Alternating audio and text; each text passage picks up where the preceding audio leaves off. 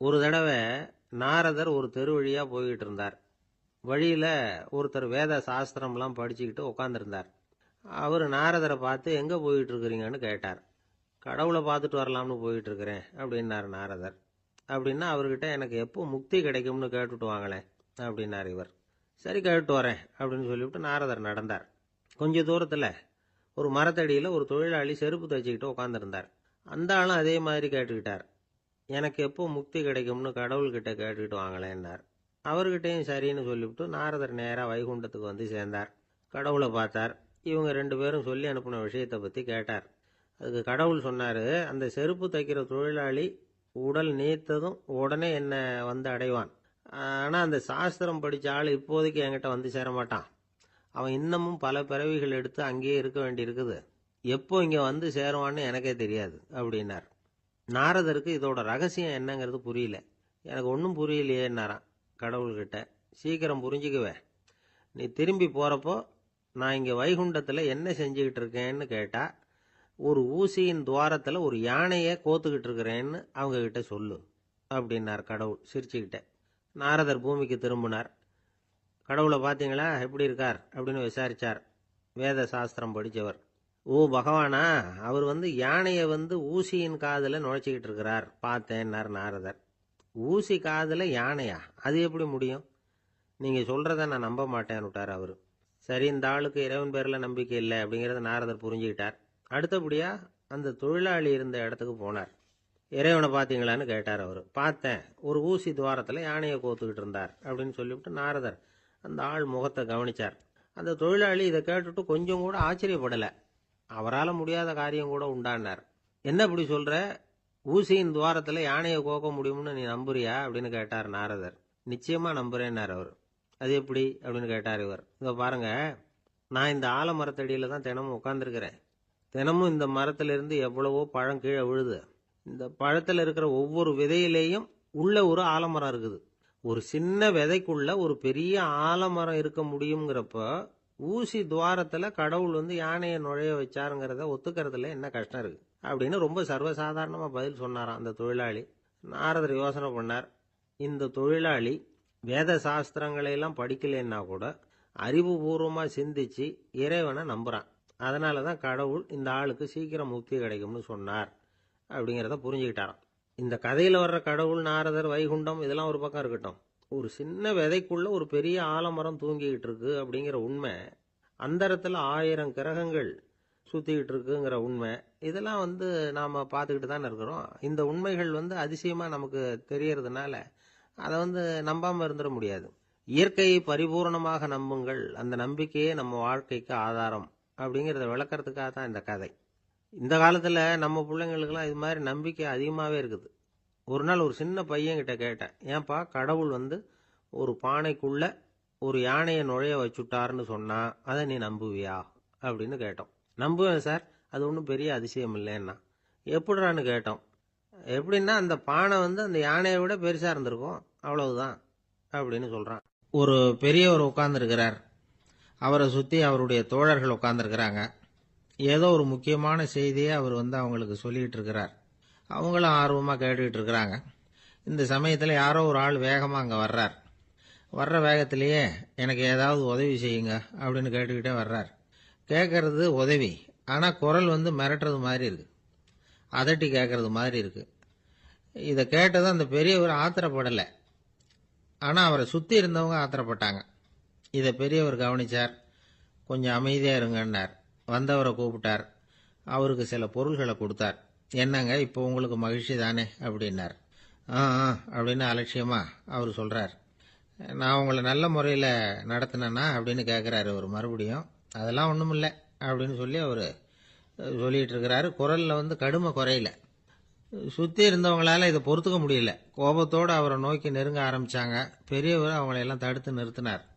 வந்தவரை வாங்க என்னோட அப்படின்னு சொல்லி அழைச்சிட்டு போனார். வீட்டுக்கு போனார். அங்கே போனதும் இன்னும் சில பொருள்களை எடுத்து அவர்கிட்ட கொடுத்தார்.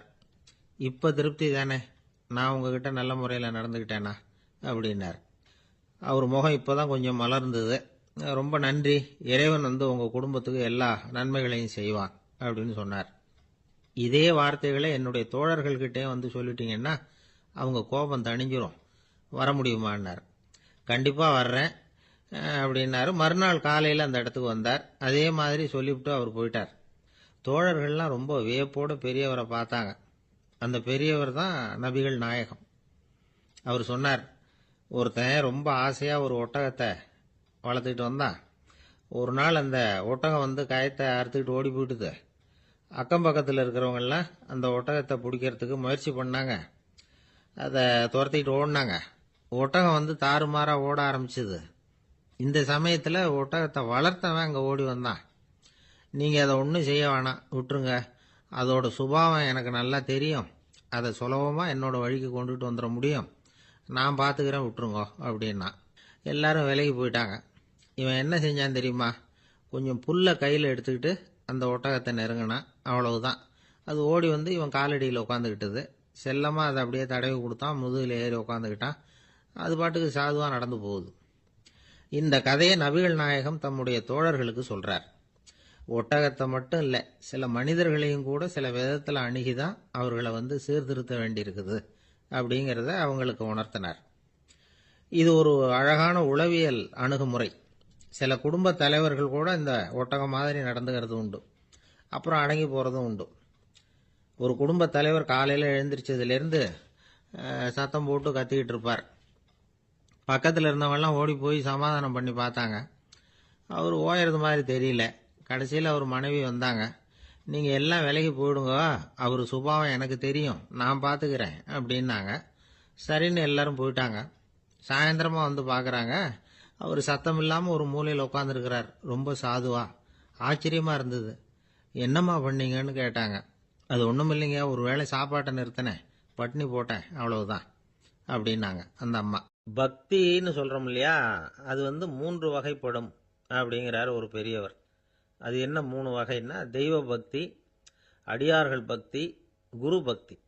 அடியார் பக்தியை விட தெய்வ பக்தியை விட குரு பக்தி தான் ரொம்பவும் சிறந்ததுங்கிறார் அவர்.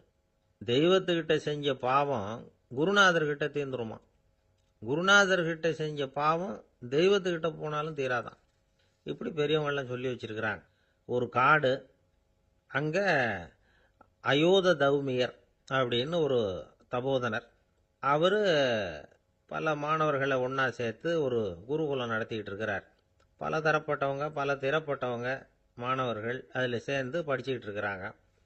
பாஞ்சால ராஜகுமாரன் ஒருத்தனும் அந்த குருகுலத்தில் சேர்ந்து படிச்சுக்கிட்டு இருக்கிறான். அவன் பேர் ஆருணி. பெரிய இடத்து புள்ள, இருந்தாலும் படுப்பில் ரொம்ப கெட்டிக்காரனாக இருந்தான். அவன் தான் அங்கே முதல் மாணவன். ஒரு நாள் குருநாதர் அந்த அரசகுமாரனை கூப்பிட்டார். நம்ம குருகுலத்துக்கு சொந்தமான வயலில் தண்ணீர் பெருகி வெள்ளம் வந்து பயிரை வந்து அழிக்குதான். அதனால் நீ போய் மடையை அடைச்சிட்டு வந்துரு அப்படின்னார். அந்த அரசகுமாரன் உடனே புறப்பட்டான். குருநாதர் சொல்லிட்டார்ல, உடனே புறப்பட்டான். நான் பெரிய இடத்து பிள்ளையாச்சே, ராஜகுமாரனாச்சே, ரொம்ப செல்வாக்கூட வளர்ந்தவனாச்சே, நான் போய் வயலில் இறங்கி வேலை செய்கிறதா அப்படின்னுலாம் அவன் நினைக்கல. குருநாதர் கட்டளையை நிறைவேற்ற வேண்டியது நம்ம கடமை அப்படின்னு நினச்சான். உடனே ஒரு மண்வெட்டியை தூக்கி தோளில் வச்சுக்கிட்டு புறப்பட்டு போயிட்டான். வயலுக்கு போனான். பார்த்தான், தண்ணி கரையை உடச்சிக்கிட்டு வயலுக்குள்ளே ஏகமாக பாஞ்சிக்கிட்டு இருக்குது. இவன் மண்வெட்டியால் களிமண்ணை புல்லோடு சேர்த்து புல் பத்த மாதிரி வெட்டி வெட்டி போட்டான். இருந்தாலும் மடையை அடைக்க முடியல. தண்ணி அதை மீறி வந்துக்கிட்டே இருக்குது. தண்ணி வந்து வேகமாக வயலுக்குள்ளே போய்கிட்டே இருக்குது. போடுற பத்தையெல்லாம் கரைஞ்சி கரைஞ்சி போயிட்டுருக்கு. இருந்தாலும் இவன் தன்னுடைய முயற்சியை கைவிடலை. வெட்டி வெட்டி போட்டுக்கிட்டே இருக்கிறான். காலையில் அங்கே போனவன் சாயந்தரம் வரைக்கும் இப்படி செஞ்சுக்கிட்டு இருக்கிறான். உடம்பும் மனசும் ரொம்பவும் சோர்ந்து போச்சு. இருந்தாலும் குருநாதர் இட்ட கட்டளையை நிறைவேற்றாமல் இருக்கிறோமேங்கிற ஒரு குறை அவனுக்கு இருக்குது. குரு கட்டளையை நிறைவேற்றாத நான் வந்து இன்னமும் இருக்கணுமா அப்படின்னு யோசனை பண்ண ஆரம்பிச்சிட்டான். என்ன செய்யலாம்னு பார்த்தான். நம்ம குருநாதர் இட்ட பணிக்காக இந்த உடம்பையே தியாகம் பண்ணலாம் அப்படின்னு முடிவு பண்ணான். தண்ணி பாயுதில் அதுக்கு குறுக்க விழுந்து அப்படியே மடையை அடைச்சிக்கிட்டு அப்படியே படுத்துட்டான். இது மற்றவங்களுக்கு தெரியாது. அன்னைக்கு ராத்திரி ஒரு விளக்கு முன்னாடி உட்காந்து குருநாதர் பிள்ளைங்களுக்கு பாடம் சொல்லி கொடுத்துக்கிட்டு இருக்கிறார். வரிசையில் இருக்கக்கூடிய ராஜகுமாரனை காணலை. நம்ம ஆருணி எங்கே போனா அப்படின்னு சொல்லி மற்ற மாணவர்களை விசாரித்தார். இப்போ அவங்க சொன்னாங்க, சுவாமி, அவன் காலையில் வயலுக்கு வந்து மடையை அடைக்கிறதுக்காக போனான், நீங்கள் தான் போக சொன்னீங்க, இன்னும் திரும்பி வரல அப்படின்னு அவர் பையன். குருநாதர் உடனே ஒரு தீவெட்டி எடுத்துக்கிட்டு மாணவர்களை அழைச்சிக்கிட்டு வயலுக்கு போனார். அங்கே போய் பார்த்தா ஆளை காணும். ஆருணி ஆருணின்னு சொல்லி சத்தம் போட்டு கூப்பிட்டு பார்க்குறார். நான் இங்கே இருக்கேன் குருநாதா அப்படின்னு காலுக்கு அடியிலேருந்து ஒரு சத்தம் வருது. குனிஞ்சு பார்த்தா அவன் மழையில் படுத்துருக்கிறான். என்னப்பா இதுன்னார். காலையிலேருந்து இந்த மழையை அடைச்சி பார்த்தேன் சுவாமி, முடியல, அதனால் இப்படி குறுக்க படுத்துட்டேன். என்னை தாண்டறதுக்கு பயந்து போய் தண்ணியே தேங்கி நின்றுட்டுது அப்படின்னா. அவனுடைய குரு பக்தியையும் அவனை தாண்டறதுக்கு அஞ்சு நிற்கிற தண்ணி தேக்கத்தையும் பார்த்துட்டு எல்லாரும் ரொம்ப ஆச்சரியப்பட்டு போயிட்டாங்களாம். ஆறுனே எழுந்திரிச்சு வா அப்படின்னு கூப்பிட்டாராம் குருநாதர். அவன் தண்ணீரை பொழந்துக்கிட்டு எழுந்திரிச்சு வந்தானான்.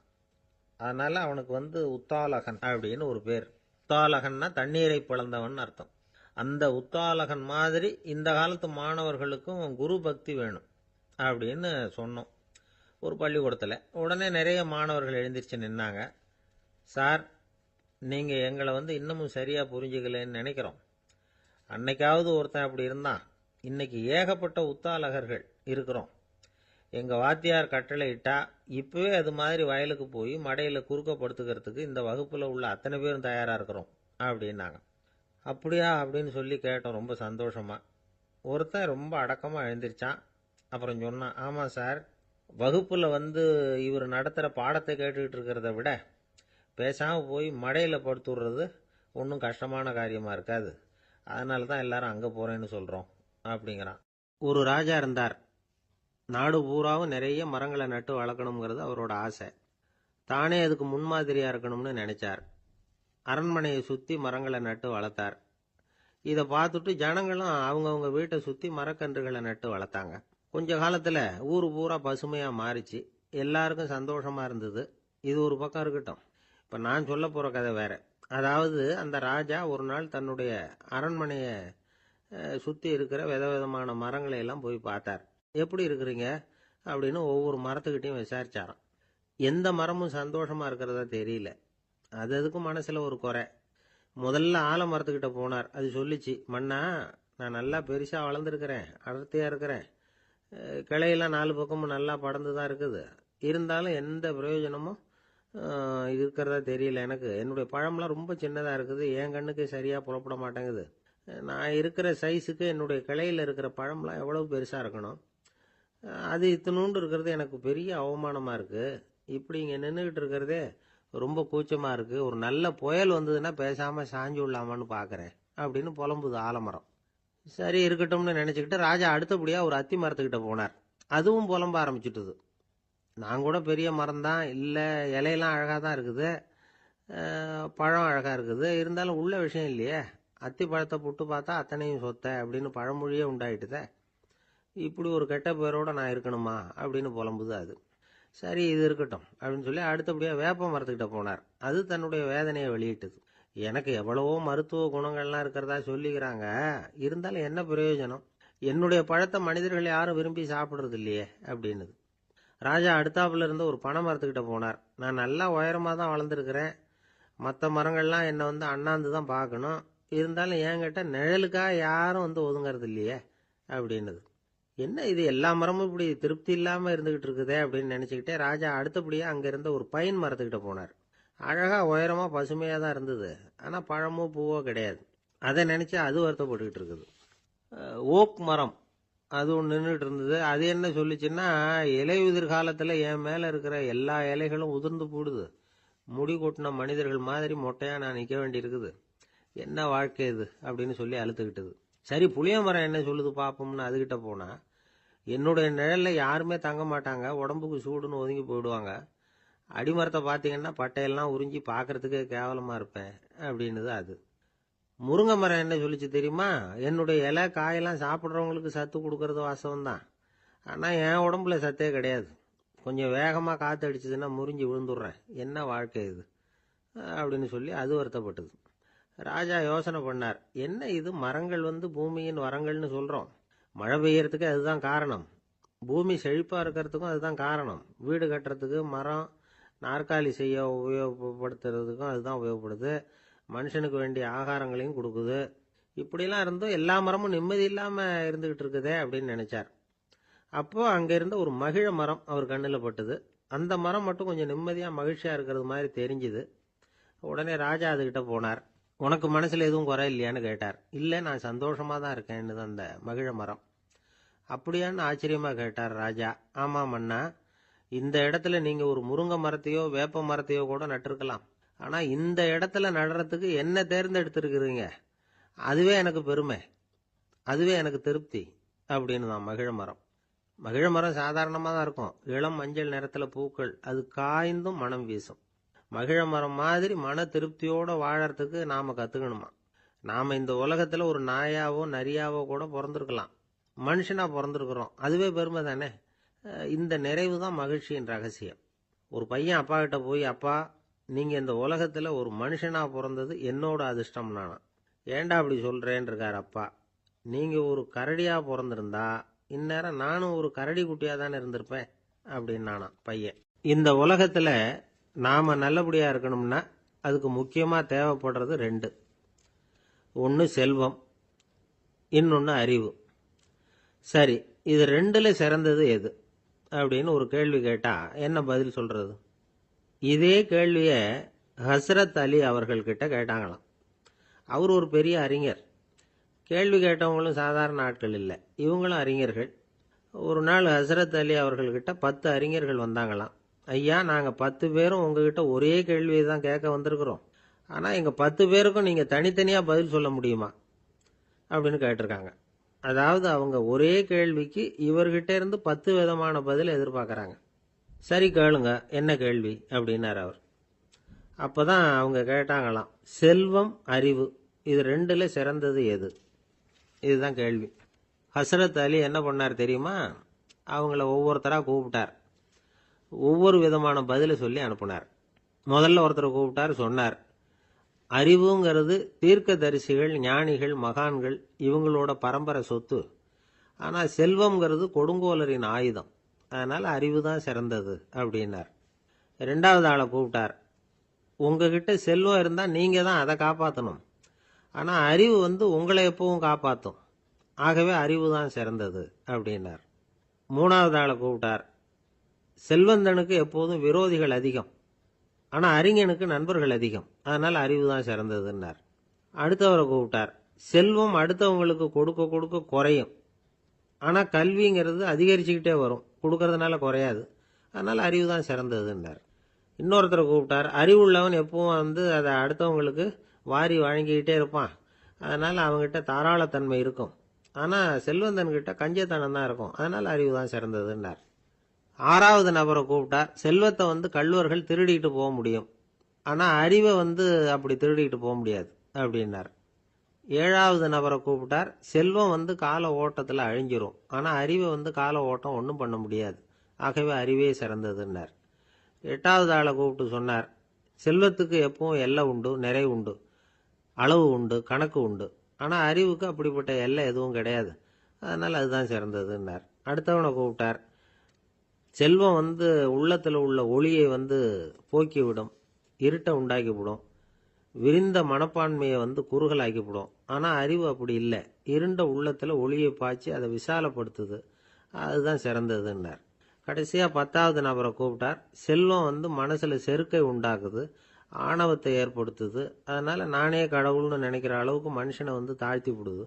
ஆனால் அறிவு பணிவையும் பண்பாட்டையும் வளர்க்குது. அதனால் அறிவு தான் சிறந்ததுன்னார். ஆக இப்படி 10 பேருக்கும் 10 விதமாக பதில் சொன்னது மூலமாக ஹஸ்ரத் அலி அவர்கள் அறிவு தான் செல்வத்தை விட சிறந்தது அப்படிங்கிறதுக்கு 10 காரணங்களை சுட்டி காட்டியிருக்கார்.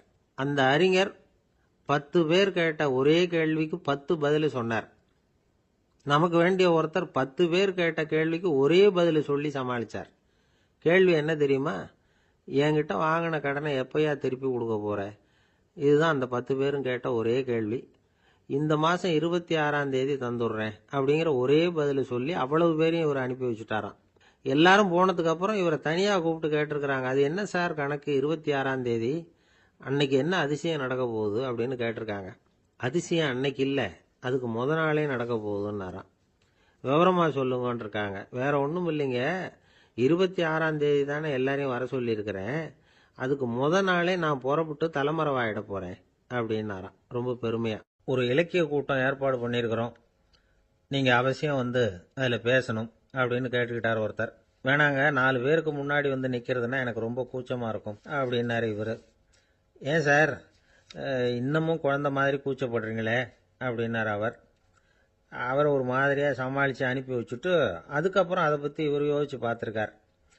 சில நிபுணர்கள் எழுதியிருக்கிறத படித்தும் பார்த்துருக்கிறார். மனோதத்துவ நிபுணர்கள் என்ன சொல்கிறாங்க தெரியுமா?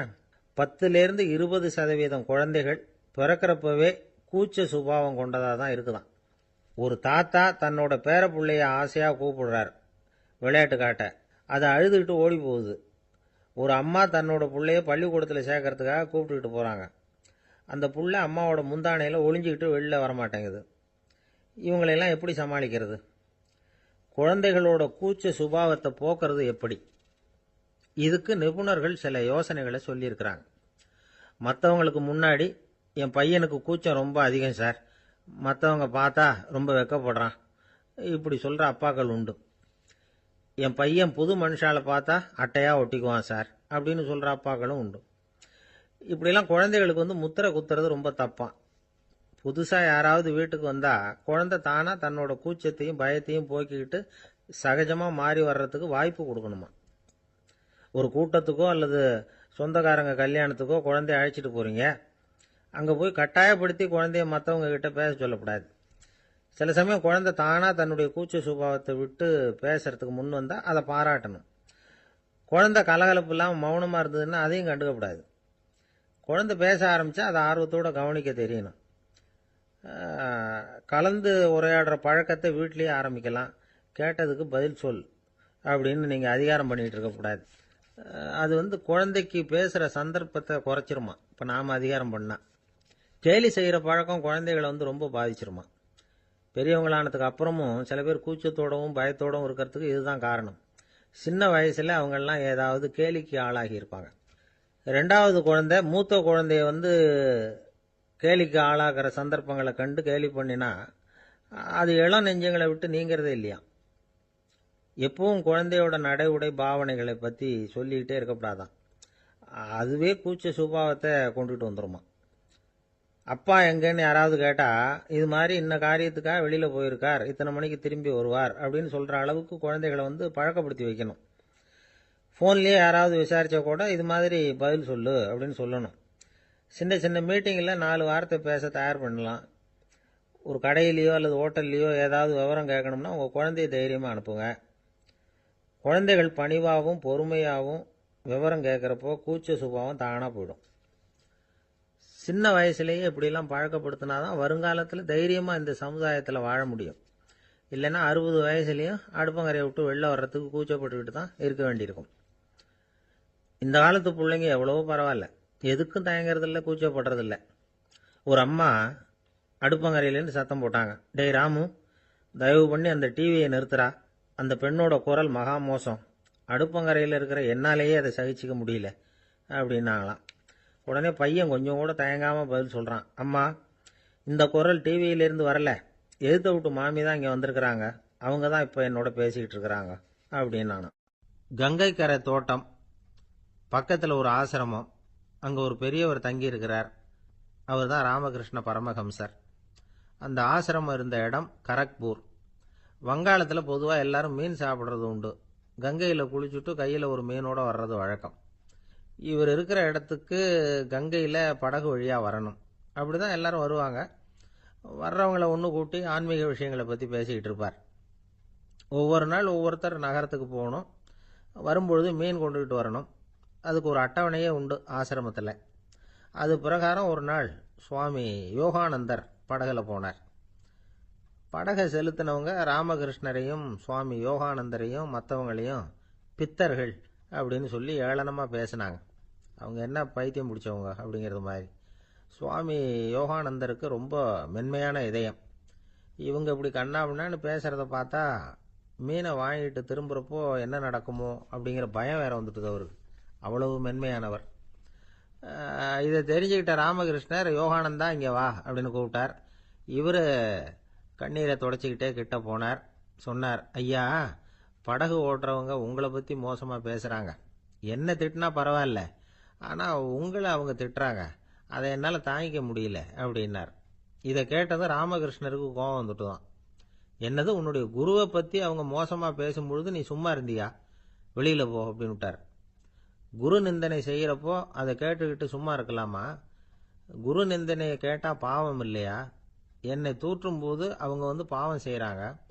அதை கேட்டுக்கிட்டு நீ சும்மா இருந்தா நீயும் பாவம் செய்யற அப்படின்னாராம். அடுத்த நாள் சுவாமி நிரஞ்சனானந்தர் போக வேண்டிய நாள். இவர் படகுல போகும்பொழுதும் அதே மாதிரி நடந்துதான். அவங்க மோசமா பேச ஆரம்பிச்சாங்க, திட்ட ஆரம்பிச்சாங்க. அப்படி கேலி பண்ண ஒருத்தனை இவர் என்ன பண்ணார், பலார்னு கன்னத்தில் அரைஞ்சுட்டார். இன்னொருத்தனை கங்கையில தூக்கி எறியறதுக்கும் தயாராயிட்டார். அதுக்கப்புறம் அவங்க யாரும் வாயை திறக்கல. மீன் வாங்கிட்டு வர்றப்பவும் படகுல ஒரே அமைதி. அவ்வளவு பயம் அவங்களுக்கு.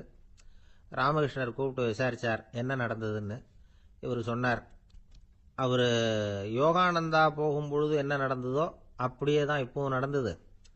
குரு நிந்தனை செய்யறத கேட்டுக்கிட்டு நான் சும்மா இருப்பேனா? ஒருத்தனை அப்படியே அரைஞ்சுட்டேன், இன்னொருத்தனை ஆற்றுல தூக்கி போட்டுருவேன்னு பயமுறுத்தினேன், அவ்வளவுதான் அப்படின்னாராம். இப்பவும் ராமகிருஷ்ணருக்கு கோபம் வந்துட்டு தான். என்ன இது, அணியறது காஷாயம், இருக்கிறது ஆசிரமம், உனக்கு இவ்வளவு கோபம் வந்ததுன்னா அப்புறம் என்னத்துக்கு ஆசிரமத்தில் இருக்கணும்? பிரம்மச்சாரி எப்பவும் அமைதியாக இருக்கணும் அப்படின்னு அறிவுரை சொன்னாராம் ராமகிருஷ்ணர். அப்போ இவர் கேட்டாராம், ஏங்க அவருக்கு ஒரு விதமான அறிவுரை சொன்னீங்க, எனக்கு வேற விதமா அறிவுரை சொல்றீங்க, இதுல எது உண்மை அப்படின்னு கேட்டிருக்கார். இதுக்கு ராமகிருஷ்ணர் சொன்ன பதில் என்னன்னா, அட அசடே, சக்கரத்தில் காற்று அதிகமாக இருந்தால் குறைக்கணும், குறைச்சலாக இருந்தால் கூட்டணும். அவன் சாது, அவனுக்கு அதிக உணர்ச்சி தேவை, உனக்கு படபடப்பு அதிகம், உனக்கு பொறுமை தேவை அப்படின்னாராம். இதில் உள்ள கருத்து என்னன்னா, கல்விங்கிறது எப்படின்னா அதை சூழ்நிலைக்கு தகுந்த மாதிரி கற்பிக்கணும். எல்லாருக்கும் ஒரே மாதிரி கற்பிக்கக்கூடாது. கேட்குறவர் தகுதி, புரிஞ்சுக்கிற திறமை, இதை பொறுத்து கல்வி அமையணும். ஆரம்ப காலத்தில் ஒரு குரு, அப்போ ஒரு சீடன் இருந்தான். அது வேடிக்கையான குரு, வேடிக்கையான சீடன். ஒரு ஆசிரமம். ஒரு நாள் ஒருத்தன் அவசரமாக அந்த குருவை தேடி வந்திருக்கிறான். என்ன விஷயம்னு விசாரிச்சார் குரு. உங்கள் சீடர் என்னை அடிச்சுட்டார் அப்படின்னு புகார் பண்ணானா அந்த ஆள். குரு சீடனை கூப்பிட்டார். அடிச்சியா இந்த ஆளை அப்படின்னு கேட்டாராம். ஆமான் இருக்கான் சீடன். ஏன் அடிச்சே அப்படின்னு கேட்டாராம். இந்த ஆள் உங்களை பற்றி மட்டமாக பேசிவிட்டான், என்னால் அதை தாங்கிக்க முடியல, அதனால தான் அடிச்சுட்டேன்ருக்கான். அப்படி என்ன பேசினா அப்படின்னு கேட்டாராம். உன்னுடைய குருநாதர் இப்போல்லாம் அர்த்தமில்லாமல் பேச ஆரம்பிச்சுட்டார் அப்படின்னு சொல்லிவிட்டான், அதனால தான் அடிச்சுட்டேன் அப்படின்னானா. அதுக்காக அடிச்சே அப்படின்னாராம். நான் அதுக்காக அடிக்கல குருவே, இப்பெல்லாம் நீங்கள் அர்த்தம் இல்லாமல் பேசுறதாக அவன் சொல்கிறான், அப்படின்னா இதுவரைக்கும் நீங்கள் அர்த்தத்தோடு பேசினதாகத்தானே அர்த்தம், அது தப்பு தானே, அதனால தான் அடித்தேன் அப்படின்னானா. துருக்மேனியாவில் அஷ்காபாத் அப்படின்னு ஒரு நகரத்தில் ஒரு புவியியல் விஞ்ஞானி இருந்தார். அவர் ஒரு நாய்க்குட்டி வளர்த்தார்.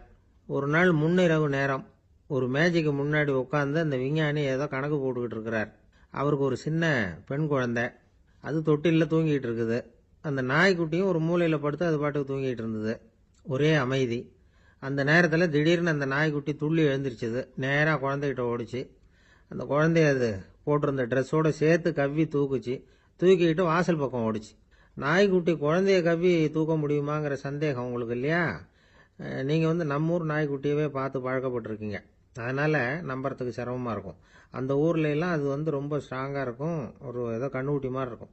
விஞ்ஞானி அதை பார்த்துட்டார். உடனே அந்த நாய்க்கு வெறி பிடிச்சிட்டுதுன்னு முடிவு பண்ணிட்டு தன்னோட கை துப்பாக்கி எடுத்துக்கிட்டு ஓடி வந்தார். அவர் வெளியில் நாய்க்குட்டி எங்கே அப்படின்னு பார்த்து தேடுறார். அந்த நேரத்தில் அந்த வீடு இடிஞ்சு விழுது. காரணம் பூமி அதிர்ச்சி. இப்படி பூமி அதிர்ச்சி உண்டாக போகுதுங்கிறது அந்த நாய்க்குட்டிக்கு முன்னாடியே தெரிஞ்சு போச்சு. அதுதான் குழந்தைய தூக்கிட்டு வெளியில் ஓடி வந்திருக்குது. அது மூலமாக அந்த குடும்பத்தையே காப்பாற்றி இருக்குது அந்த நாய்க்குட்டி. இந்த சம்பவம் நடக்கிறதுக்கு 3 நாளைக்கு முன்னாடியே சில பிராணிகளுக்கு இப்படி நடக்க போகுதுங்கிறது தெரிஞ்சிருக்குதான். ஆமாம், அந்த நகரத்தில் 3 நாளைக்கு முன்னாடியே பாம்பு, பல்லி இதெல்லாம் அது தங்கியிருந்த வலையை விட்டு வெளியில் ஓடி வந்துட்டுது. அதே மாதிரி அங்கிருந்த புறாவெல்லாம் பறந்து போயிடுச்சான். இதே மாதிரி யுகோஸ்லோவியாவில் கூட ஒரு நகரம், அங்கே ஒரு நாள் ராத்திரி ஒரு மிருக காட்சி சாலையில் திடீர்னு ஒரு பெரிய கலவரம், கூச்சல், குழப்பம். அங்கே இருந்த கழுதை, புலி, யானை, பறவை எல்லாம் கண்ணாபின்னான்னு கத்த ஆரம்பிச்சுட்டுது. நேர் யானை அதுக்குன்னு போடப்பட்டிருந்த தடுப்பையே தாண்டி குதிச்சு வெளியில் வந்துட்டு தான். மறுநாள் தான் எல்லாருக்கும் விஷயம் புரிஞ்சுது. அடுத்த நாள் காலையில் அங்கே பூமி அதிர்ச்சி உண்டாயிட்டுது. இப்போ பாருங்க, அதாவது மனுஷனை போய் தீர்க்கதரிசி அது இதுன்னு சொல்லிட்டு இருக்கிறோம். இவனை விட அது பரவாயில்லைன்னு தோணுது. அதாவது மிருகங்கள் ஒன்று நடக்க போகுதுங்கிறத முன்னாடியே புரிஞ்சுக்குதே. சரி, இதெல்லாம் எப்படி அது முன்கூட்டி புரிஞ்சுக்குது? அதுதான் படைப்பு ரகசியம். அதை கண்டுபிடிக்கிறதுக்கு தான் மனுஷன் வந்து ஆராய்ச்சி பண்ணிட்டு இருக்கிறான். விஞ்ஞானிகளோட ஆராய்ச்சியெல்லாம் ஒரு பக்கம் இருக்கட்டும், வீட்டுக்குள்ளேயே சில ஆராய்ச்சி பண்ணி பாருங்களேன். இப்போ சில யோசனை சொல்லி அதை சோதனை பண்ணி பாருங்க அப்படின்னு ஒருத்தர் சொன்னாராம். அதாவது இப்போ மழை வருமா வராதா அப்படின்னு தெரிஞ்சுக்கணுமா, உடனே ஒரு பூனைக்குட்டி பின்னாடியே மெதுவாக போய் அது என்ன செய்யுதுன்னு கவனித்து பார்க்கணும். பூனைக்குட்டி தன்னோட பாதத்தினால சுகத்தில் வந்து அப்படி கீறிக்கிட்டு இருக்கும். அப்படி கீறினா கண்டிப்பாக மழை வரும். சில சமயம் பூனைக்குட்டி அப்படியே மல்லாந்து படுத்துக்கிட்டு பாதத்தை உயர தூக்கும், அப்படியும் இப்படியும் புரளும். இப்படி செஞ்சதுன்னா அன்னைக்கும் மழை இருக்காது. அதனால் முன்னாடி இருந்தது மழை வர்றதுக்கு அறிகுறி, இது மழை இல்லைங்கிறதுக்கு அறிகுறி. பறவைகள் பிராணிகள் இதுகளோட நடவடிக்கைகளை பார்த்துட்டு அதையெல்லாம் அடிப்படையாக வச்சு தான் காலநிலையை கண்டுபிடிக்கிற கருவிகளை கண்டுபிடிச்சிருக்கிறாங்க. வாத்து இருக்குல்ல, சில சமயம் தன்னோட அழகை தன்னோட இறகுகளில் அப்படியே புதைச்சிக்கும். அப்படி செஞ்சால் குளிர்காலம் வரப்போகுதுன்னு அர்த்தம். பருவநிலை குளிராக மாறப்போகுதுங்கிறதுக்கு இதுதான் அறிகுறி. சிட்டுக்குருவி இருக்குதுல்ல, அதெல்லாம் புழுதியில் உழுந்து புரளும், சிறகுகளை வந்து படபடன்னு அடிச்சுக்கும். அப்படி செஞ்சால் மழை வரப்போகுதுன்னு அர்த்தம். ஒன்று மட்டும் நாம் நல்லா தெரிஞ்சுக்கணும், இயற்கையின் சீற்றம்னு சொல்கிறோம் இல்லையா, இயற்கை ஏன் நம்ம மேலே கோவப்படுது? இயற்கையை நாம் அனுசரித்து போகிறதில்ல, அதனால் கோவப்படுது. காடுகளை அழிக்கப்படாது, விலங்குகளை கொல்லக்கூடாது, இயற்கை ஏற்படுத்தி வச்சிருக்கிற சமநிலையை கெடுக்கக்கூடாது. அதை புரிஞ்சுக்கிட்டு வாழ்ந்தோம்னா பூமியும் நடுங்காது, நாமளும் நடுங்க வேண்டிய அவசியம் இருக்காது. ஒருத்தர் இருந்தார், சாராய கடைக்கு போனாராம், நிறைய சாப்பிட்டார். அப்புறம் சொன்னார், இது ரொம்ப அற்புதமான சரக்கு போல இருக்கு. உள்ளே போன உடனே இந்த பூமியே நடுங்கிறது மாதிரி இருக்கு எனக்கு அப்படின்னாராம். இதுக்கு கடைக்காரர் சொல்லியிருக்கார், நீங்கள் சாப்பிட்டது வெறும் பச்சை தண்ணி தாங்க, இப்போ ஏற்பட்டிருக்கிறது நிஜம் பூமி அதிர்ச்சி அப்படின்னாராம். ஒரு ஊரில் ஒரு ராஜா இருந்தார். அந்த ராஜாவுக்கு ஒரு மந்திரி. ராஜா ரொம்ப நியாயமானவர், நேர்மையானவர், கண்டிப்பானவர். தப்பு செய்கிறது யாராக இருந்தாலும் தண்டனை கொடுப்பார். வேண்டியவங்களுக்கு ஒரு நியாயம், வேண்டாதவங்களுக்கு ஒரு நியாயம்ங்கிறதெல்லாம் அவர்கிட்ட கிடையாது. ஒரு சமயம் அரசவையில் அந்த அமைச்சரே வந்து விதிமுறைகளுக்கு புறம்பா ஏதோ நடந்துகிட்டு இருக்கார். மன்னருக்கு கோபம் வந்துட்டுது. உடனே அந்த அமைச்சரை கிட்டத்தில் கூப்பிட்டு அவர் கன்னத்தில் ஓங்கி ஒரு அறை கொடுத்துட்டாராம். உடனே அந்த அமைச்சர் என்ன பண்ணார் தெரியுமா, நேராக போனார், அங்கே நின்றுக்கிட்டு இருந்த இன்னொருத்தர் கன்னத்தில் ஓங்கி அரைஞ்சார். அறை வாங்கினவர் திகைச்சு போயிட்டார். இவர் ஏன் நம்மளை வந்து அரைகிறார் அப்படின்னு யோசனை பண்ணார். மன்னரும் திகைச்சு போயிட்டார். நாம இவர் அரைஞ்சா அதுக்காக இவர் போய் இன்னொருத்தர் அரையணுமா அப்படின்னு யோசனை பண்ணார். இவருக்கு என்ன பைத்தியமானு கூட நினைக்க ஆரம்பிச்சுட்டார். ஆனால் என்ன ஆச்சுன்னா, அப்புறம் அமைச்சர் அவர் கவனிச்சுக்கிட்டு இருந்தாரா, அவர் இன்னொருத்தர் அரைஞ்சார் இல்லையா, அந்த அறை வாங்கின ஆசாமியை பார்த்து கத்திக்கிட்டு இருந்தார். யார்? அமைச்சர். ஏன்பா என்கிட்ட அறையை வாங்கிக்கிட்டு இப்படி விவரம் இல்லாமல் நின்றுட்டு இருக்கிறிய, நான் உனக்கு கொடுத்ததை நீ வேற யாருக்கிட்டையாவது கொடுத்துரு அப்படின்னார். உடனே அந்த ஆள் பார்த்தான், தனக்கு அடுத்தபடியாக நின்றுக்கிட்டு இருந்தவனை ஓங்கி ஒரு அறை அரைஞ்சான். அவன் கண்ணத்தை தடவிட்டே யோசனை பண்ணான். இது ஏதோ புரிஞ்சுக்கிட்ட மாதிரி அடுத்தாப்புல நின்றுக்கிட்டு இருந்தவனை அரைஞ்சான். இப்படி இந்த அறை வந்து மாறி மாறி போய்கிட்டே இருக்குது. ஊரு பூரா பிரயாணம் பண்ண ஆரம்பிச்சுட்டுது. அன்னைக்கு ராத்திரி அந்த ராஜா படுக்கிறதுக்காக போனார். அந்த நேரம் பார்த்து அவர் கன்னத்தில் பலார்னு ஒரு அறை விழுந்தது. நம்மளே அரையிறது யாரு அப்படின்னு அதிர்ச்சியோட மன்னர் திரும்பி பார்க்கறாரு. அரைஞ்சது அவரோட மனைவி. என்னாச்சு உனக்குன்னு கத்துனார் ராஜா. உங்களுக்கு தெரியாதா, ஊர் பூரா ஒருத்தர் மாற்றி ஒருத்தர் மூலமா இந்த அறை வந்து பிரயாணம் பண்ணிட்டு வருது அப்படின்னாங்க அந்த அம்மா. அப்படின்னா ஆரம்பிச்ச இடத்துக்கே வந்துட்டுதா அப்படின்னாராம் மன்னர். என்ன சொல்றீங்கன்னு கேட்டிருக்காங்க. இவர் விவரத்தை சொன்னாராம். அப்படின்னா நீங்க ஆரம்பிச்சு வச்ச இந்த விளையாட்டை நான் முடிச்சு வச்சுட்டேன் அப்படின்னாங்களாம் அந்த அம்மா. மறுநாள் காலை மறுபடியும் அரசவை கூடிச்சு அந்த அமைச்சர் மன்னரை பார்த்து கேட்டார், என்ன மகாராஜா, என்கிட்ட கொடுத்ததை திருப்பி வாங்கிட்டீங்களா அப்படின்னாராம். இப்படி நடக்கும்னு நான் எதிர்பார்க்கவே இல்லைன்னார் மன்னர். ஆனால் நான் எதிர்பார்த்தேன். அது எங்கே போயிட போகுது, ஊர் பூரா சுற்றி கடைசியில் உங்ககிட்ட தான் வந்து சேரும் அப்படிங்கிறது எனக்கு தெரியும் அப்படின்னார் அமைச்சர். இந்த கதை வந்து வேடிக்கையாக இருந்தால் கூட இதில் உள்ள கருத்து முக்கியமானது. இந்த உலகத்தில் பல கருத்துக்கள் இப்படி தான் மாறி மாறி சுற்றி வந்துக்கிட்டே இருக்குது. நம்மால் ஒருத்தன் தன்னுடைய நண்பன் ஒருத்தனை கடத்தரில் பார்த்தான். உடனே ஓடி போய் பலார்னு ஒரு அறை கொடுத்தானா. அவன் கண்ணத்தை தடவிட்டு ஏன்டா என்ன அரைஞ்சேன்னு கேட்டிருக்கான். நீ ஏன்டா என்ன முட்டாள்னு என் மனைவிட்ட போய் சொன்னேன் அப்படின்ட்டுருக்கான் அவன். உன்னை ஒரு முட்டாள்னு சொன்னதுக்காகவா நீ என்ன அரைஞ்ச அப்படின்னு கேட்டிருக்கான் இவன். டேய், நான் அதுக்காக அறையலப்பா, அது ஒரு பெரிய ரகசியம் நான் முட்டாளுங்கிறது. அந்த ரகசியத்தை நீ வந்து ஏன் எங்கள் வீட்டில் போய் சொன்னேன், அதுக்காக தான் அரைஞ்சேன் அப்படின்னு அவன். ஐயா, உங்கள் பேரை தொடர்ந்து தினம் கேட்டுக்கிட்டு இருக்கிறேன் அப்படின்னார் ஒருத்தர். தொடர்ந்து கேட்குறீங்களே, உங்களுக்கு காது வலிக்கலையா அப்படின்னு கேட்டோம். பேசுற உங்களுக்கே வாய் வலிக்கல அப்படிங்கிறப்போ கேட்குற எங்களுக்கு எப்படி காது வலிக்கும் அப்படின்னார். நம்ம உடம்புல ஒரு அதிசயம் என்ன தெரியுமா? ரொம்ப நேரம் நாம நடக்கிறோம்னு வச்சுக்கோங்க, கால் வலிக்கும். ரொம்ப நேரம் வேலை செஞ்சா கை வலிக்கும், உடம்பு வலிக்கும். ரொம்ப நேரம் பார்த்துக்கிட்டே இருந்தா கண்ணு வலிக்கும்.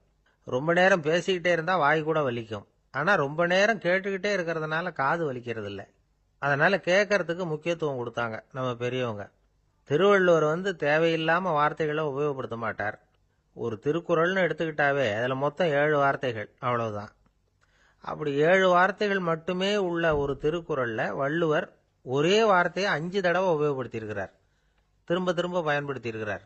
அப்படின்னா அதை எந்த அளவுக்கு வலியுறுத்தி சொல்றார் அப்படிங்கிறத நாம புரிஞ்சுக்கணும். அது என்ன குறள்? செல்வத்துள் செல்வம் செவிச்செல்வம், அச்செல்வம் செல்வத்துள் எல்லாம் தலை. செவிச்செல்வம்ங்கிறது அவ்வளவு முக்கியமானது. கற்றலின் கேட்டல் நன்று. அதிகம் கேட்கணுங்கிறதுக்காகத்தான் எவ்வளவு கேட்டாலும் காது வலிக்கிறது இல்லை. குறைச்சலா பேசணும், அதிகமா கேட்கணும். இன்னொரு விஷயம் கவனிங்க. நம்ம உடம்புல கண்ணுக்கு மூடி இருக்குது, எதையாவது நாம பார்க்க விரும்பலன்னா உடனே கண்ணை மூடிக்கலாம். நம்ம வாய்க்கு மூடி இருக்குது, பேச விருப்பம் இல்லையா, வாயை மூடிக்கலாம். மூக்குக்கு கூட மூடிக்கிற வசதி இருக்குது, எதையாவது முகர விருப்பம் இல்லையா, மூச்சை அடக்கிக்கலாம். ஆனா பாருங்க, காதுக்கு மூடி கிடையாது. அதை கையால தான் மூட முடியும். யார் என்ன சொன்னாலும் அது நல்லதோ கெட்டதோ காதுல விழுந்துக்கிட்டு தான் இருக்கும். அறிவு தான் நல்ல விஷயங்களை எடுத்துக்கிட்டு கெட்ட விஷயங்களை விட்டுடணும். நல்ல கருத்துக்கள் நம்ம காதுல நிறைய விழுந்துகிட்டே இருக்கணும். அதை கேட்டு நாம நல்லபடியா வாழணுங்கிறது தான் படைப்பின் விருப்பம். ஆன்மீகவாதிகள் கூட ஒன்று சொல்லுவாங்க. அதாவது, ஆன்மீக பாதையில நீங்க முன்னேறணும்னா முதல்ல சிரவணம் செய்யணும்பாங்க. அதாவது பெரியவங்க சொல்ற நல்ல கருத்துக்களை கேட்கணும் அப்படின்னு அதுக்கு அர்த்தம். அதனால யாரு நல்ல கருத்துக்களை சொன்னாலும் அதை காது கொடுத்து கேளுங்க. இவ்வளவு கருத்துக்களையும் நம்ம நேயர் ஒருத்தர்கிட்ட சொல்லிட்டு இருந்தோம். அவரும் சரி சரின்னு தலையாடிக்கிட்டே இருந்தார். அப்புறம் சொன்னார், நீங்க சொல்றது சரிதான் சார், காதுக்கு மூடி இல்லைங்கிறது ரொம்ப சரி. அதனால தான் உங்க தகவல் கூட நாங்கள் விரும்புகிறோமோ இல்லையோ தினம் காதில் விழுந்துக்கிட்டு இருக்குது அப்படின்னார். எங்களுக்கு ரொம்ப பெருமையாக இருந்தது. அப்படியா அப்படின்னோம். ஆனாலும் என்ன மாதிரி சில பேர் நீங்கள் தகவல் சொல்கிற சமயத்தில் காதில் மூடி இல்லையேன்னு சொல்லி கவலைப்படுறதில்ல சார் அப்படின்னார். ஏன்னு கேட்டோம். காதை மூடுறதுக்கு தானே வசதி இல்லை, ரேடியோவை மூடுறதுக்கு வசதி இருக்குதுல்ல, அதனால் டக்குன்னு அதை மூடி வச்சுருவோம் அப்படின்னார். வங்க நாவலாசிரியர் சரத் சந்திரர் ஒரு நண்பர் அவர்கிட்ட வந்தார். வழக்கமா எல்லா எழுத்தாளர்கள்கிட்டையும் கேட்குற ஒரு கேள்வியை கேட்டார். நீங்க எழுத்துத்துறைக்கு வந்தது எப்படி? இதுதான் கேள்வி. அதை தெரிஞ்சு என்ன பிரயோஜனம்னார் சரத் சந்திரர். சும்மா சொல்லுங்களேன், தெரிஞ்சுக்கிறேன் அப்படின்னார் வந்தவர். சரி சொல்றேன்னு ஆரம்பிச்சார். நான் ரங்கூன்ல வேலை பார்த்துக்கிட்டு இருந்தேன். சம்பளம் பத்தல. வேலையும் பார்த்துக்கிட்டு ஒரு பலசரக்கு கடை வைக்கலாம்னு நினைச்சேன். என்னால் மளிகை கடை வச்சு சரியாக நடத்த முடியுமாங்கிற சந்தேகம் என் மனைவிக்கு. அதை சோதனை பண்ணி பார்க்கணுங்கிறதுக்காக சில பொருள்களின் அளவு, அதோட விலை, இப்படி சிலதை சொல்லி எல்லாத்தையும் மனக்கணக்காக கூட்டி போட சொன்னாங்க. என்னால் சரியாக கூட்டி சொல்ல முடியல. உங்களால் மளிகை கடை நடத்த முடியாதுன்னு சொல்லிவிட்டாங்க. உடனே என்ன பண்ணுறது, வேற வழி இல்லை, கதை எழுத ஆரம்பிச்சிட்டேன் அப்படின்னார். கேட்டவருக்கு சிரிப்பு வந்துட்டு தான். சரத் சந்திரர் ஒரு பக்கம் சீரியஸான நாவல்கள், சிறுகதைகள் எழுதியிருந்தாலும் அவருடைய இன்னொரு பக்கம் வேற விதம். நண்பர்கள் கிட்ட பேசும்பொழுதும் சரி, அவர்களுக்கு கடிதங்கள் எழுதும் போதும் சரி, கேலியும் கிண்டலும் நகைச்சுவை உணர்வும் அதிகமா இருக்கும். காந்திஜி ஒரு சமயம் கல்கத்தாவுக்கு வந்திருந்தார். தேசபக்தர்கள் பல பேர் அவர்கிட்ட பேசிக்கிட்டு இருந்தாங்க. அப்போ சரத் சந்திரரும் அங்க இருந்தார். கிரண் சங்கர் ராய் அப்படிங்கிறவரும் அங்க இருந்தார். அவர் சொன்னாராம், காந்திஜியோட பழகிய முதல் வங்காளி நான் தான். போயர் யுத்த காலத்துல இவர் லண்டனுக்கு வந்திருந்தப்போ என்கிட்ட தான் வங்காள மொழி கத்துக்கிட்டார் அப்படின்னாராம். உடனே சரத் சந்திரர் காந்திஜியை பார்த்து, இவர் உங்களுக்கு வங்காள மொழி கத்து கொடுத்தது உண்மைதானா அப்படின்னாராம். ஆமான்னாராம் காந்தி. அதனாலதான் உங்களால வங்காள மொழி கத்துக்க முடியல அப்படின்னாராம். எல்லாரும் சிரிச்சாங்களாம். சரத் சந்திரர் சாம்தா பேர் அப்படிங்கிற கிராமத்துல தங்கியிருந்தார் ஒரு இலக்கிய நிகழ்ச்சியில கலந்துக்கிறதுக்காக. அதுக்காக ஒரு கல்கத்தாவுக்கு போக வேண்டிய சூழ்நிலை. அதுக்காக புறப்பட்டார். அந்த சமயத்துல பின்னாடி இருந்து யாரோ அவரை கூப்பிட்டாங்க. இப்படி கூப்பிட்டவரை பார்த்து இன்னொருத்தர் யாரோ அதட்டி இருக்கிறாங்க.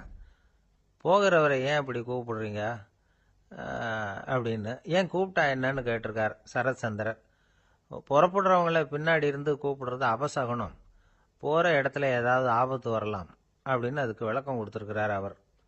உடனே சரத்சந்திரர் சொன்னாராம், இதோ இவங்க என்ன இலக்கிய கூட்டத்துக்கு அழைச்சிட்டு போகிறாங்களே, இதை விட வேற என்ன ஆபத்து வந்துட போகுது அப்படின்னாராம். இப்படி சரத்சந்திரருக்கு இயல்பாகவே நகைச்சுவை உணர்வு உண்டு. அவருடைய நண்பர் ஒருத்தர் வீட்டுக்கு கூப்பிட்டுருந்தார். அங்கே ஒரு கச்சேரிக்கு ஏற்பாடு பண்ணியிருந்தாங்க. சரத்சந்திரருக்கு இயல்பாகவே கச்சேரியில் நீண்ட ஆலோசனையெல்லாம் கேட்கறதுக்கு பொறுமை இருக்காது. அதனால் மெதுவாக பாட போகிறவர் எப்படி அப்படின்னு கேட்டிருக்கார். அவருக்கு ரொம்ப நல்லா பாட தெரியும் அப்படின்னு சொல்லியிருக்கிறாங்க. அதுக்கு சரத்சந்திரர், பாட தெரியுங்கிறது சரி, பாட்டை நிறுத்த தெரியுமா அதை சொல்லுங்க முதல்ல அப்படின்னாராம். ஒரு ராஜா ஊரெல்லாம் சுற்றி பார்த்துட்டு வரலாம்னு ஒரு நாள் புறப்பட்டு போனார். ஒரு இடத்துல தறி நெசவு வேலை ரொம்ப மும்முரமாக நடந்துக்கிட்டு இருந்தது.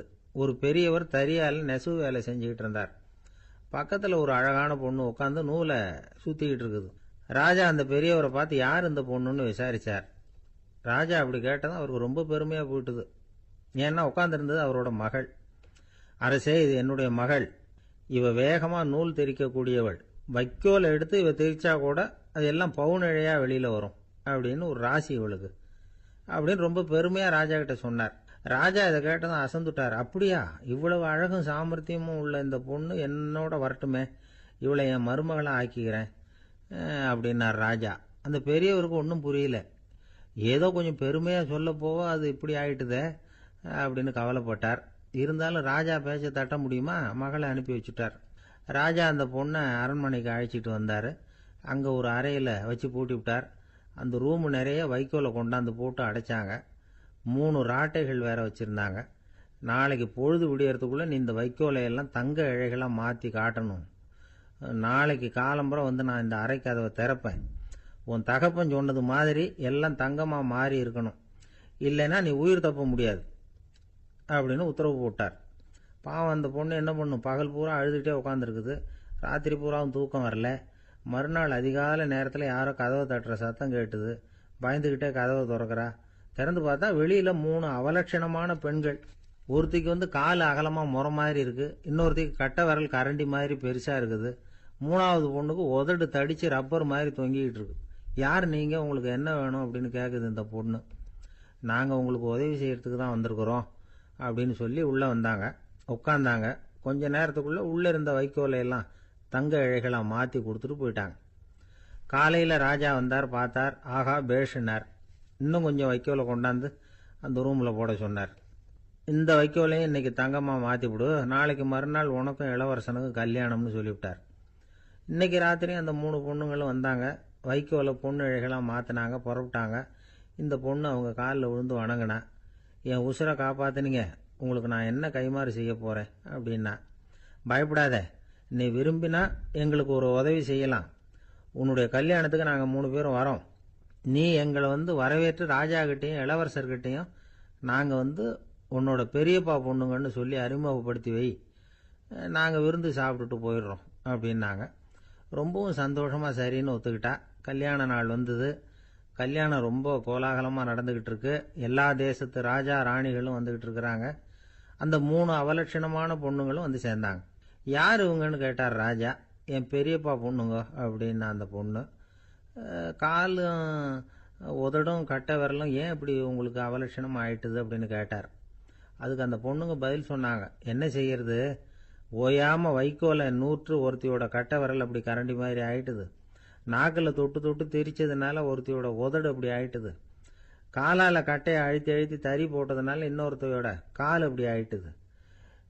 உங்கள் மருமகளாக வந்திருக்கிற இந்த பொண்ணு அந்த 3ஐயுமே செய்ய தெரிஞ்சவ தான்.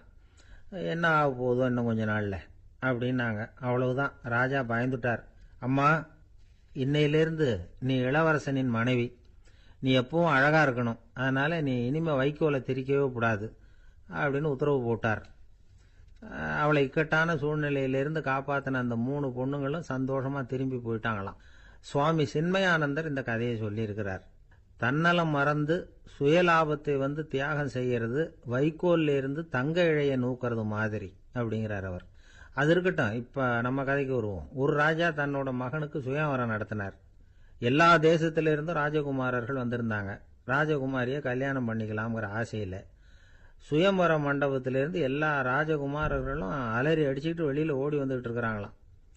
ஏன் அப்படி எல்லாரும் மிரண்டு போய் ஓடி வர்றாங்கன்னு கேட்டார் ஒருத்தர். அதுக்கு இன்னொருத்தர் விவரம் சொன்னார். ராஜகுமாரியை இன்னைக்கு தான் அவங்க நேரில் பார்த்தாங்களாம், அதுதான் அப்படி ஓடி வந்துகிட்டு இருக்கிறாங்க அப்படின்னார். கடற்கரை ஓரமா ஒரு பெரியவர் கையால மணலை கீறிக்கிட்டே உட்காந்துருக்கிறார். என்னத்தையும் தேடிட்டு இருக்கிறது மாதிரி தெரிஞ்சது. மெதுவா கிட்டத்துல போய் என்னத்தை தேடிட்டு இருக்கிறீங்க அப்படின்னு கேட்டோம். அவரு சாவகாசமா நிமிந்து பார்த்து நிம்மதியை தேடிட்டு இருக்கிறேன்னார். நாங்க ஒரு மாதிரி ஆயிட்டோம்.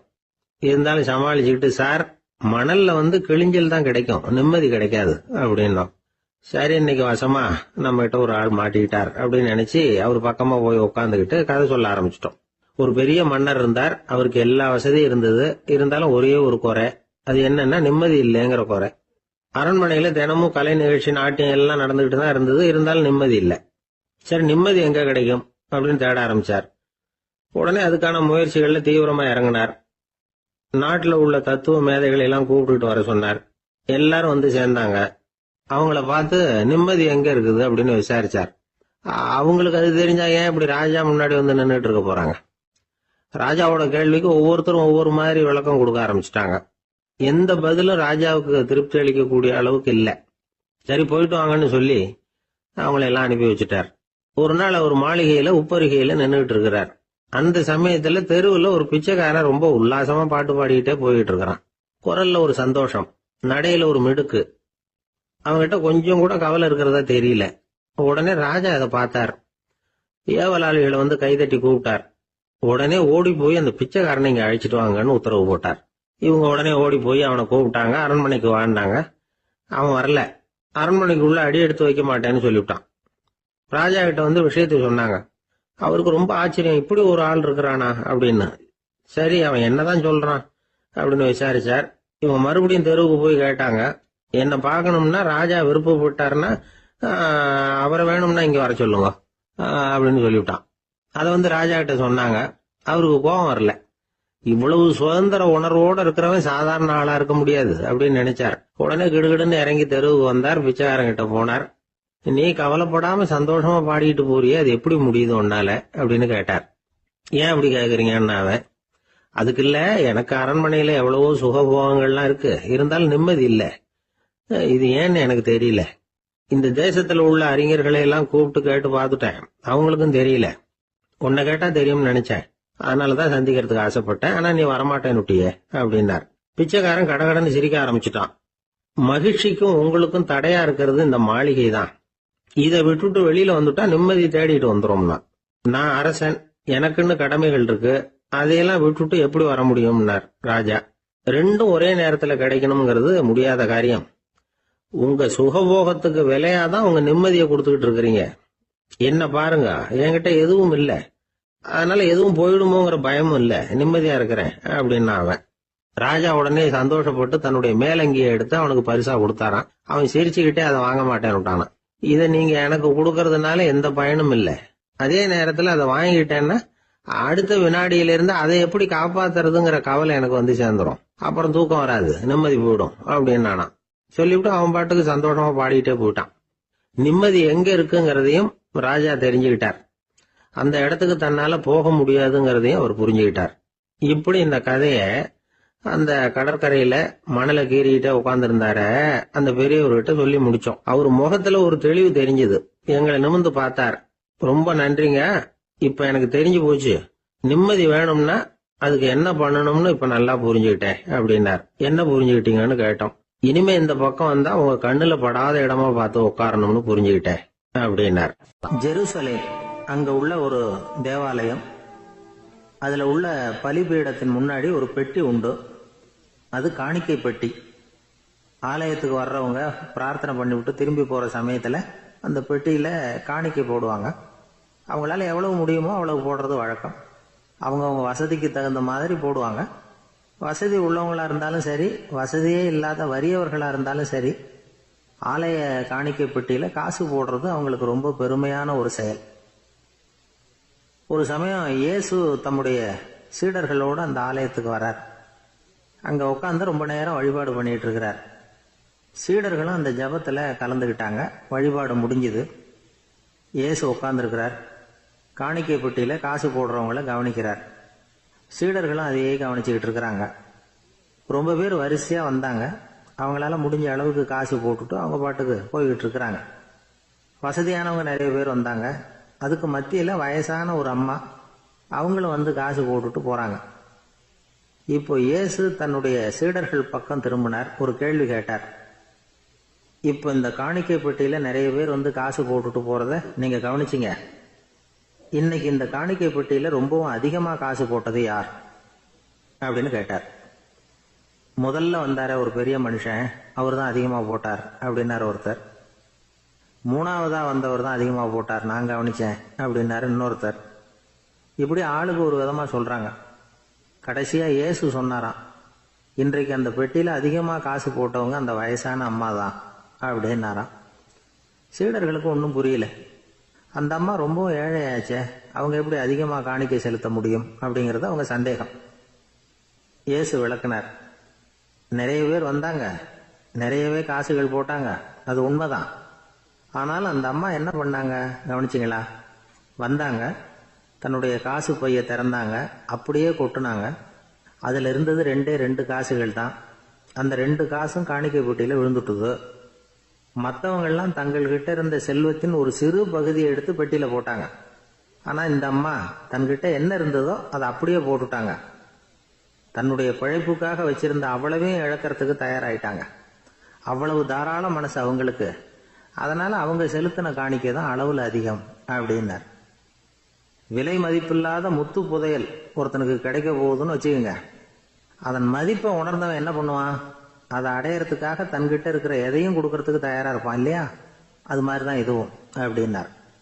உலக மதிப்பீடுகளை துரும்பா தூசியா மதிச்சு அதையெல்லாம் உதறி விடுகிறவன் இறையருள் அப்படிங்கிற இணையில்லாத செல்வத்தை பெறுகிறான் அப்படிங்கிறது இதுல உள்ள கருத்து. இறைவனுக்காக இழப்பதுன்னா துன்பப்படுகிறவர்களுக்காக, ஏழைகளுக்காக, ஏதுமற்றவர்களுக்காக இழப்பது அப்படின்னு அர்த்தம். உங்கள் அயலானுக்கு நீங்கள் என்ன உதவி செய்தாலும் அதை எனக்கே செய்கிறீர்கள் அப்படின்னு இயேசு சொல்லியிருக்கிறார். அடுத்தவங்களுக்கு உதவணுங்கிற குணம் இன்னைக்கு ரொம்ப குறைஞ்சி போச்சு. ஒருத்தன் வாழைப்பழத்தோல் வழுக்கி கீழே விழுந்துட்டான். பக்கத்தில் இருந்த நண்பன் உடனே அவனை தூக்கிக்கிட்டு போய் ஆஸ்பத்திரியில் சேர்த்துட்டான். அதுக்கப்புறம் சொன்னான், நீ அந்த வாழைப்பழத்தோலில் காலை வைக்க போகிறத முன்னாடியே நான் கவனிச்சுட்டேன் அப்படின்னானா. அப்படின்னா அப்போவே நீ எனக்கு உதவி செஞ்சிருக்கலாமே அப்படின்னானா அவன். நான் டாக்டருக்கு உதவலாம்னு நினச்சிட்டேன் அப்படின்னா இவன். காசி மாநகரத்தை பிரம்மதத்தன் அப்படிங்கிற ராஜா ஆட்சி பண்ணிட்டு வந்தார். அவர் ஒவ்வொரு வருஷமும் ஒரு திருவிழா நடத்துறது வழக்கம். எல்லா தேசத்திலிருந்தும் எல்லா வகையான ஜனங்களும் அதில் வந்து கலந்துக்குவாங்க. ஒரு சமயம் அது மாதிரி விழா நடந்துக்கிட்டு இருந்தது. வைகுண்டத்திலிருந்து தேவலோகத்திலிருந்து நிறைய தேவகுமாரர்கள்லாம் காசி நகருக்கு அப்போது வந்திருந்தாங்க. அதில் முக்கியமாக ஒரு 4 தேவகுமாரர்கள். அந்த 4 பேரையும் சுற்றி ஏகப்பட்ட கூட்டம். அப்படி என்ன விசேஷம் அவங்கக்கிட்ட அப்படின்னா, மற்றவங்களை விட அவங்க முகம் அழகாக இருந்ததா அப்படி பார்த்தா அப்படியும் இல்லை. அவங்க அணிஞ்சிருந்த மலர் மாலைகள் தான் அதுக்கு காரணமா. அந்த மலர்கள்லேருந்து அப்படி ஒரு அபூர்வமான நறுமணம். இதுக்கு முன்னாடி இப்படி ஒரு நறுமணத்தை அந்த ஊர் ஜனங்க அனுபவிச்சதே இல்லை. அதுதான் அந்த 4 பேரையும் சுற்றி கூட்டம். எல்லாரும் கேள்வி கேட்க ஆரம்பித்தாங்க. உடனே அந்த 4 தேவகுமாரர்களும் எல்லாருக்கும் தெரியும்படியாக வானத்தில் எழும்பி கொஞ்சம் உயரமாக நின்றுக்கிட்டாங்க. கீழே நின்றுக்கிட்டு இருந்த அரசன்லேருந்து ஆண்டி வரைக்கும் ஒருத்தர் பாக்கி இல்லாமல் ஒரே குரலில் எல்லாரும் அவங்கள பார்த்து, எங்களுக்கும் இது மாதிரி மாலையை போட்டுக்கணும்னு ஆசையாக இருக்குது, அதுக்கு நீங்கள் தான் அருள் பண்ணணும் அப்படின்னு கேட்டுக்கிட்டாங்க. மாலை போட்டுக்கிறதுனா எல்லாருக்கும் ஆசையாக தானே இருக்கும். அந்த 4 தேவகுமாரர்களில் ஒருத்தர் புத்தர் பிரான். அவர் சொன்னார், பூலோகவாசிகளே, நான் சொல்கிறத கொஞ்சம் பொறுமையாக கேளுங்க. கக்காரு அப்படிங்கிற கற்பக விருஷத்தின் மலர்களால் தொடுக்கப்பட்டது இந்த மாலை. இதுக்கு நிறைய சக்தி உண்டு. எந்த காலமும் இது வாடாது, வாசனையும் குறையாது. ஆனால் இதை அணிந்து கொள்றதுக்கு சில தகுதிகள் தேவை அப்படின்னார். என்ன தகுதி அது சொல்லுங்களேன் அப்படின்னு ஏக காலத்தில் எல்லாரும் சத்தம் போட்டாங்க. தீய இயல்புகள் உள்ளவங்க, இழிந்த சிந்தனை, இழிந்த செயல் உள்ளவங்க இந்த மாலையை அணிய முடியாது அப்படின்னார். அவ்வளோதான். கூட்டத்தில் சத்தம் போட்டவங்கள்லாம் மெதுவாக அப்படி அடங்க ஆரம்பிச்சிட்டாங்க. இன்னொரு தேவகுமாரன் சொன்னார், அடுத்தவங்க பொருளை அபகரிக்காதவன், அடுத்தவங்களுக்கு கெடுதல் பண்ணக்கூடிய பொய் பேசாதவன், பேராசையினால கெட்ட வழியில பொருள் ஈட்ட நினைக்காதவன் இந்த மாலையை போட்டுக்கலாம் அப்படின்னார். கூட்டத்திலிருந்து யாரும் முன்னுக்கு வரல. ஒரே ஒரு ராஜகுரு மட்டும் கொஞ்சம் முன்னாடி வந்தார். பெரியவர், படித்தவர் அவர். எனக்கு தகுதி இருக்குது அந்த மாலையை போட்டுக்கிறதுக்கு அப்படின்னார். வேற ஒன்றும் இல்லை, பொய் சொல்லியாவது அந்த மாலையை வாங்கிக்குவோமே அப்படின்னு முடிவு பண்ணிட்டார் அவர். அவ்வளோதான், மாலையை வாங்கிட்டார். அடுத்த தேவகுமாரன் பேசினார். யாருக்கு திடமான அறிவும் மனமும் இருக்குதோ, யாருக்கு நல்ல காரியங்களில் அசையாத ஈடுபாடு இருக்குதோ, நல்ல அரிய பொருள்களை தனியாக தான் மட்டும் அனுபவிக்க விரும்பாதவர் யாரோ அவர் முன்னாடி வந்து இந்த மாலையை வாங்கிக்கலாம் அப்படின்னார். அந்த தகுதியும் எனக்கு இருக்குன்னார் ராஜகுரு. மாலையை வாங்கி போட்டுக்கிட்டார். இன்னொரு ராஜகுமாரன் பேச ஆரம்பித்தார். அறநெறியில் செல்வம் சேர்க்கணும், ஆடம்பர பொருள்களுக்கு அடிமையாகக்கூடாது, வெற்றி அடைஞ்சாலும் கர்வம் வரக்கூடாது, அப்படிப்பட்டவங்க இந்த மாலையை போட்டுக்கலாம்னார். துணிஞ்சு பொய் சொல்லி அதையும் வாங்கி கழுத்தில் போட்டுக்கிட்டார் இந்த ராஜகுரு. இன்னொரு ராஜகுமாரன் சொன்னார். சான்றோர்களை நிந்திக்காதவங்க, புறம் பேசாதவங்க இந்த மாலையை போட்டுக்கலாம்னார். அதையும் வாங்கி போட்டுக்கிட்டார். திருவிழா முடிஞ்சுது, எல்லாரும் திரும்பி போயிட்டாங்க. மறுநாள் ராஜகுரு 4 மாலைகளையும் போட்டுக்கிட்டு ராஜசபைக்கு வரார். வந்தவர் ரொம்ப அவஸ்தையோடு வர்றார்.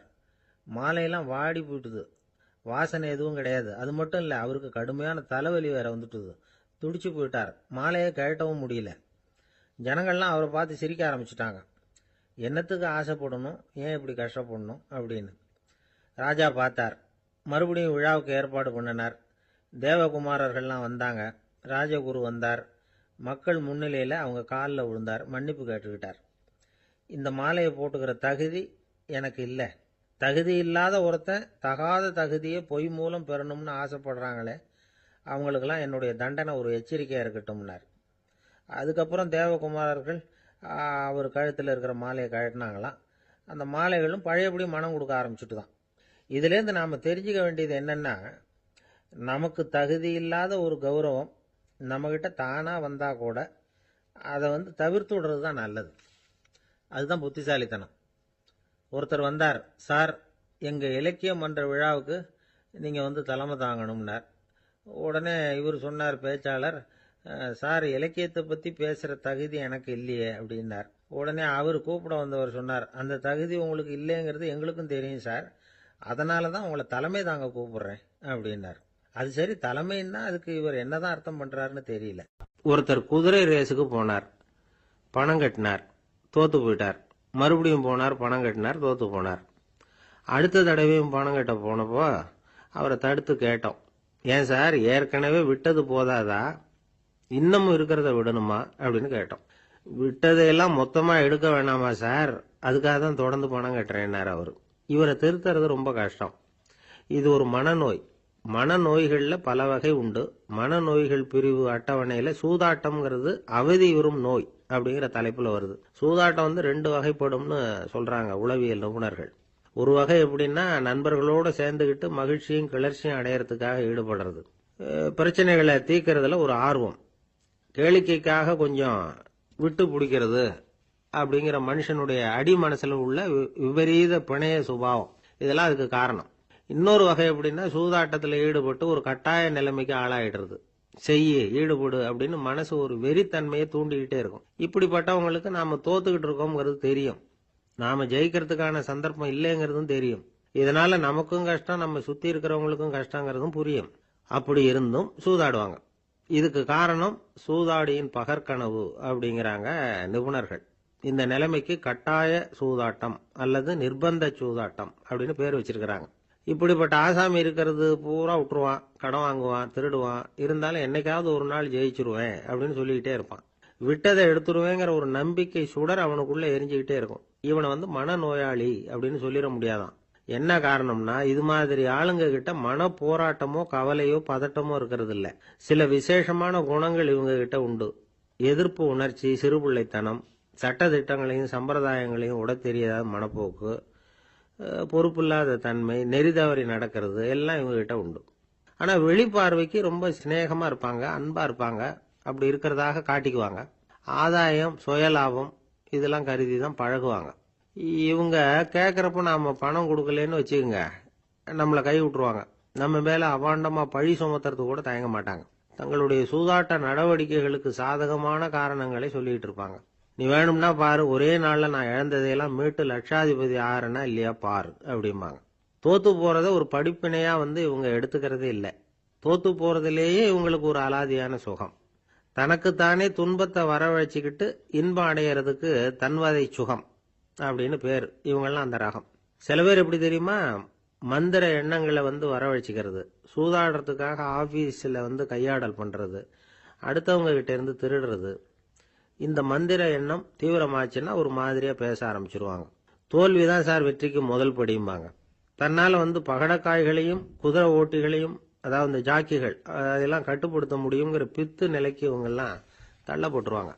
சில சூதாடிகள் ஆராய்ச்சி பார்த்ததுல என்ன தெரிய வந்தது தெரியுமா, அவங்கெல்லாம் குழந்தை பருவத்துல அன்புக்காக ஏங்கினவங்களாம், புறக்கணிக்கப்பட்டவங்களாம், உதவிகளை பெற முடியாதவங்க, இப்படிலாம் இருந்திருக்கிறாங்க. இவங்க வளர வளர மற்றவங்க சௌகரியம் பற்றி அக்கறை இல்லாதவங்களா ஆயிடுறாங்க. அதிர்ஷ்ட தேவதை தன்னோட இருக்கிறாங்க அப்படிங்கிற அசையாத நம்பிக்கை இவங்களுக்கு. இவங்களை திருத்துறது ரொம்ப கஷ்டம். அதனால பந்தயம், சூதாட்டம் இது மாதிரியான விஷயங்களை விட்டு விலகியே இருக்கிறது தான் நமக்கு நல்லது.